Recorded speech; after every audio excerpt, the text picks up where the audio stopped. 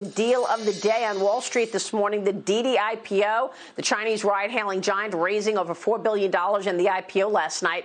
It priced at $14 a share. That was the high end of the expectations. It gives Didi a market value of more than $67 billion, and the stock begins trading today on the New York Stock Exchange. Of course, the offering renewing concerns about Chinese companies listing here in the United States, the fact that they do not comply with the same accounting rules that U.S. companies do. Sarbanes-Oxley.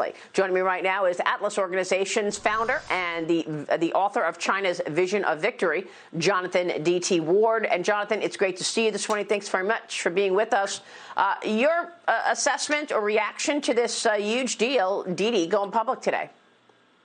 Hi, Maria. Great to be back. Well, first of all, I think this is a direct example of U.S. financing of a competitor to American technology. I mean, what you're going to do here really is capitalize China's emerging technology stack. So this is, for Didi, this money is clearly going to be used to send this company out of the China market and into the world. It's a company that already has substantial operations in Latin America, in the Middle East, and North Africa. It's looking to get into Europe. It's looking to go pretty much everywhere globally to compete with Uber. This is a company that absolutely cleaned Uber's clock in the China market, eventually bought Uber's assets in China, and is now going global. So they're going to use it to enhance their technology, including artificial intelligence, and then to go global. So we're still funding the global expansion of Chinese corporations, and therefore contributing directly to China's increasingly potent technology stack. And these companies are working together. So even the ones that don't have direct ties to the Chinese sort of military intelligence state are working with others in that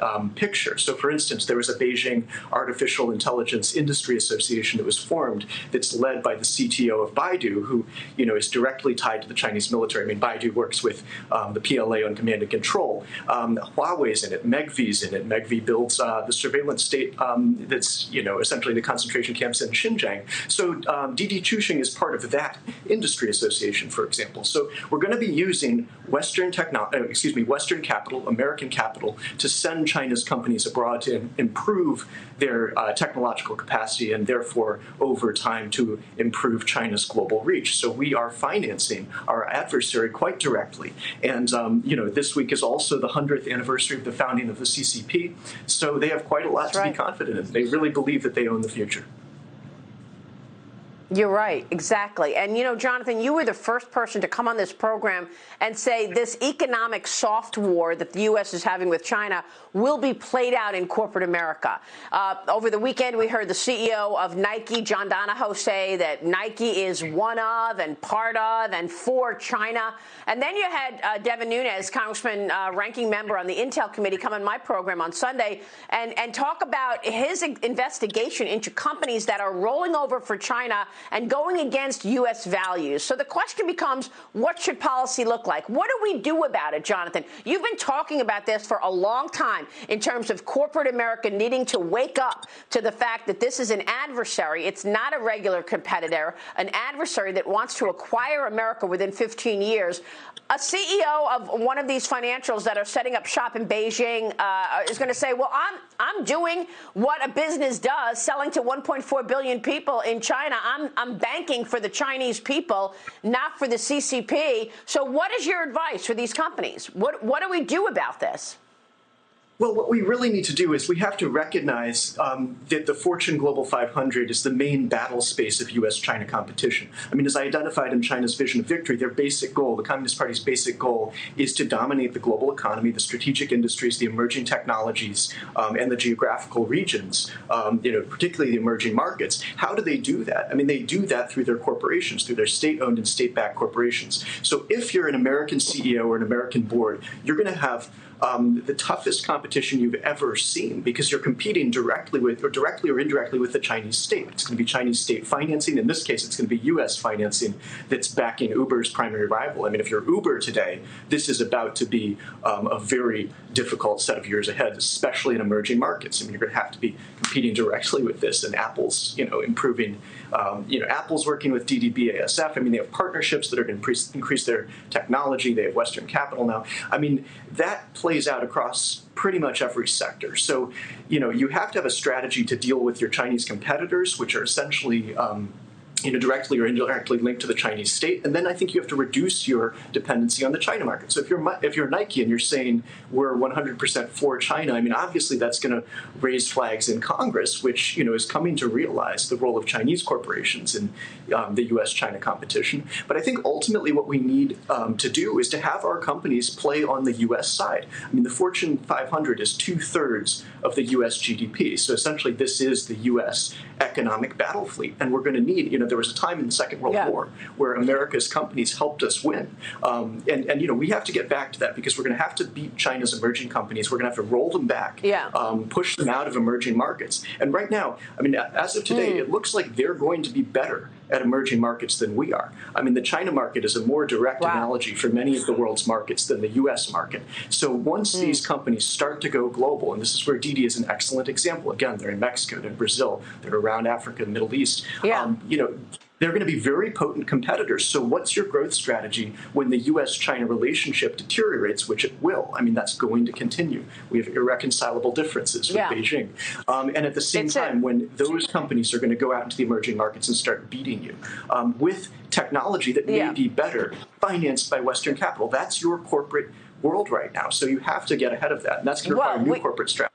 We need to see a policy that supports what you're saying. We just had an interview with one of the congressmen in the Intel Committee. He said that the Democrats have not held one hearing on the origins of COVID-19, not one. So, I mean, we're scratching the surface here in terms of what needs to be done. We have kept the spotlight on this, but we need to see policy change. We haven't seen that yet. So far, all that Joe Biden has done has had no teeth when it comes to China. None. So we'll keep watching that. But I got to ask you about Taiwan before. Okay, go ahead, Jonathan. What do you want to say? Go ahead. The key thing here is for the United States to unleash the Treasury Department. And for everything that Trump accomplished on China, Treasury was never fully utilized in this contest with China. If we start closing down China's access to Western capital markets, this game changes very quickly. The communists cannot beat us without our capital. Right now, we are giving it to them, however. So Congress has not yet done anything about that, really. And Treasury is this dormant superpower that we've got inside the U.S. policy toolkit. I mean, we've unleashed commerce. State Department's been active. The DOD has this as a top priority. But Treasury is still dormant. If we start using Treasury, if we start using OFAC, if we start using real, sort of limits on China's access to capital, it's a good point because as long as Steven Mnuchin running Treasury for the Trump administration was often sensitive and with the global CEOs, those companies that want to have a stakehold in China. So it's a great point. But like I said, so far, all the people I've spoken with tell me the policy has no teeth out of this administration. It's all talk and bluster and for optics and the cameras. Let me ask you about the U.S. and the Taiwan meeting coming up. They had a video conference overnight. Both sides emphasized the importance of the trade relationship, Jonathan. We know that the CCP wants to reunify China with Taiwan. It's right here, and they're celebrating in China because of the 100th anniversary of the Chinese Communist Party, as you just mentioned. Where is the Taiwan story going? Do you expect the CCP to invade? Well, I think what we are more likely to see is efforts to destabilize Taiwan or to put different kinds of pressure on. I mean, the capability for invasion, as the Chief of Pacific Command said, is still a little bit off. I mean, he expects it within 6 years, but it's growing.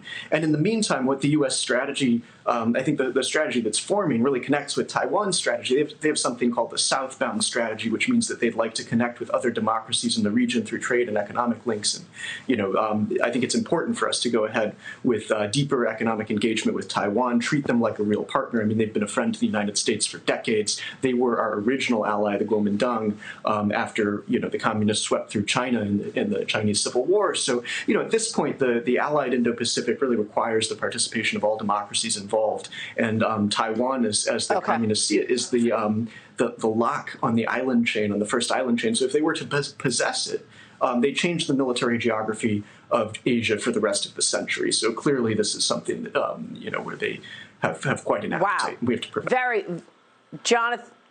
Jonathan, very informative interview. We so appreciate your time this morning. Thank you, sir. We'll keep watching all of this and certainly keep a spotlight on the CCP. Jonathan Ward joining us.